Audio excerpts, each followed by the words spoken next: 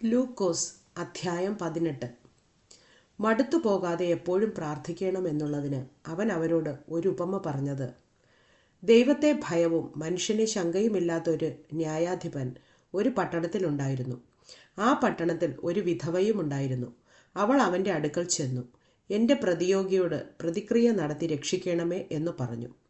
അവന് കുറേ കാലത്തേക്ക് മനസ്സില്ലായിരുന്നു. പിന്നെ അവൻ, എനിക്ക് ദൈവത്തെ ഭയവും മനുഷ്യനെ ശങ്കയുമില്ല, എങ്കിലും വിധവ എന്നെ അസഹ്യമാക്കുന്നതുകൊണ്ട് ഞാൻ അവളെ പ്രതിക്രിയ നടത്തി രക്ഷിക്കും, അല്ലെങ്കിൽ അവൾ ഒടുവിൽ വന്ന് എന്നെ മുഖത്തടിക്കുമെന്ന് ഉള്ളുകൊണ്ട് പറഞ്ഞു. അനീതിയുള്ള ന്യായാധിപൻ പറയുന്നത് കേൾപ്പിൻ. ദൈവമോ രാപ്പകൽ തന്നോട് നിലവിളിക്കുന്ന തൻ്റെ വൃതന്മാരുടെ കാര്യത്തിൽ ദീർഘക്ഷമയുള്ളവനായാലും അവരെ പ്രതിക്രിയ നടത്തി രക്ഷിക്കയില്ലയോ? വേഗത്തിൽ അവരെ പ്രതിക്രിയ നടത്തി രക്ഷിക്കുമെന്ന് ഞാൻ നിങ്ങളോട് പറയുന്നു. എന്നാൽ മനുഷ്യപുത്രൻ വരുമ്പോൾ അവൻ ഭൂമിയിൽ വിശ്വാസം കണ്ടെത്തുമോ എന്ന് കർത്താവ് പറഞ്ഞു.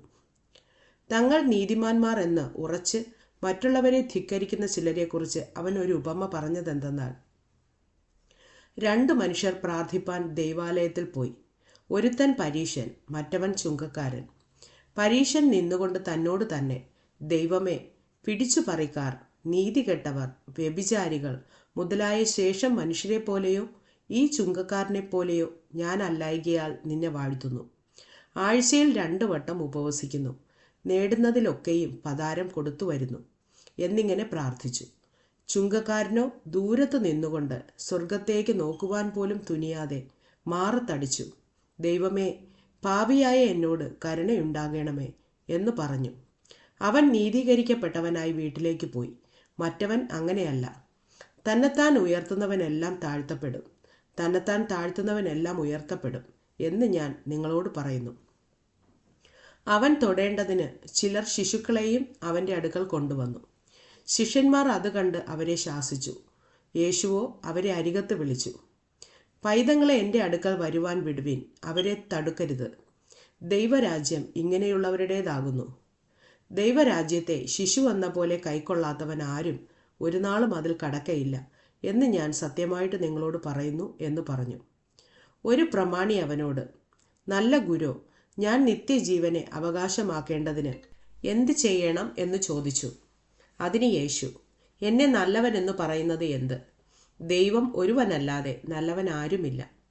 വ്യഭിചാരം ചെയ്യരുത്, കൊല ചെയ്യരുത്, മോഷ്ടിക്കരുത്, കള്ളസാക്ഷ്യം പറയരുത്, നിന്റെ അപ്പനെയും അമ്മയെയും ബഹുമാനിക്കുക എന്നീ കൽപ്പനകളെ നീ അറിയുന്നുവല്ലോ എന്ന് പറഞ്ഞു.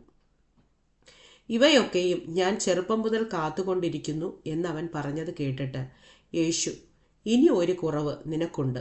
നിനക്കുള്ളതൊക്കെയും വിറ്റ് ദരിദ്രന്മാർക്ക് പകുത്തു കൊടുക്കാം, എന്നാൽ സ്വർഗത്തിൽ നിനക്ക് നിക്ഷേപമുണ്ടാകും. പിന്നെ വന്ന് എന്നെ അനുഗമിക്കാം എന്ന് പറഞ്ഞു. അവൻ എത്രയും ധനവാനാകൊണ്ട് ഇത് കേട്ടിട്ട് അതിദുഃഖിതനായി തീർന്നു. യേശു അവനെ കണ്ടിട്ട്, സമ്പത്തുള്ളവർ ദൈവരാജ്യത്തിൽ കടക്കുന്നത് എത്ര പ്രയാസം! ധനവാൻ ദൈവരാജ്യത്തിൽ കടക്കുന്നതിനേക്കാൾ ഒട്ടകം സൂചിക്കുഴയൂടെ കടക്കുന്നത് എളുപ്പം എന്ന് പറഞ്ഞു. ഇത് കേട്ടവർ, എന്നാൽ രക്ഷിക്കപ്പെടുവാൻ ആർക്ക് കഴിയും എന്ന് പറഞ്ഞു. അതിന് അവൻ, മനുഷ്യരാൽ അസാധ്യമായത് ദൈവത്താൽ സാധ്യമാകുന്നു എന്ന് പറഞ്ഞു. ഇതാ ഞങ്ങൾ സ്വന്തമായത് വിട്ട് നിന്നെ അനുഗമിച്ചിരിക്കുന്നു എന്ന് പത്രോസ് പറഞ്ഞു. യേശു അവരോട്, ദൈവരാജ്യം നിമിത്തം വീടോ ഭാര്യയെയോ സഹോദരന്മാരെയോ അമ്മയപ്പന്മാരെയോ മക്കളെയോ വിട്ടുകളഞ്ഞിട്ട് ഈ കാലത്തിൽ തന്നെ പല മടങ്ങായും വരുവാനുള്ള ലോകത്തിൽ നിത്യജീവനെയും പ്രാപിക്കാത്തവൻ ആരുമില്ല എന്ന് ഞാൻ സത്യമായിട്ട് നിങ്ങളോട് പറയുന്നു എന്ന് പറഞ്ഞു. അനന്തരം അവൻ 12 കൂട്ടിക്കൊണ്ട് അവരോട്, ഇതാ നാം യെരൂശലേമിലേക്ക് പോകുന്നു.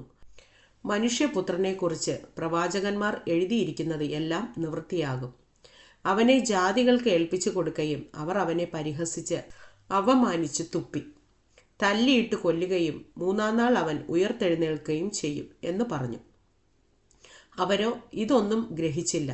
ഈ വാക്ക് അവർക്ക് മറവായിരുന്നു. പറഞ്ഞത് അവർ തിരിച്ചറിഞ്ഞതുമില്ല.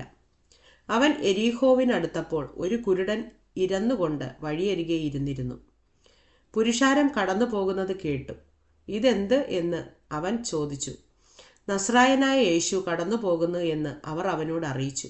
അപ്പോൾ അവൻ, യേശുവേ, ദാവീദ് പുത്ര, എന്നോട് കരുണ തോന്നണമേ എന്ന് നിലവിളിച്ചു. മുൻ നടക്കുന്നവർ അവനെ മിണ്ടാതിരിപ്പാൻ ശാസിച്ചു. അവനോ, ദാവീദ് പുത്ര, എന്നോട് കരുണ തോന്നണമേ എന്ന് ഏറ്റവും അധികം നിലവിളിച്ചു. യേശു നിന്ന് അവനെ തൻ്റെ അടുക്കൽ കൊണ്ടുവരുവാൻ കൽപ്പിച്ചു. അവൻ അടുക്കെ വന്നപ്പോൾ, ഞാൻ നിനക്ക് എന്ത് ചെയ്യണമെന്ന് ചോദിച്ചു. കർത്താവെ, എനിക്ക് കാഴ്ച കിട്ടണം എന്നവൻ പറഞ്ഞു. യേശു അവനോട്, കാഴ്ച പ്രാപിക്കാം, നിന്റെ വിശ്വാസം നിന്നെ രക്ഷിച്ചിരിക്കുന്നു എന്ന് പറഞ്ഞു. ക്ഷണത്തിൽ അവൻ കാഴ്ച പ്രാപിച്ചു, ദൈവത്തെ മഹത്വീകരിച്ചും കൊണ്ട് അവനെ അനുഗമിച്ചു. ജനമെല്ലാം കണ്ടിട്ട് ദൈവത്തിന് പുകഴ്ച കൊടുത്തു.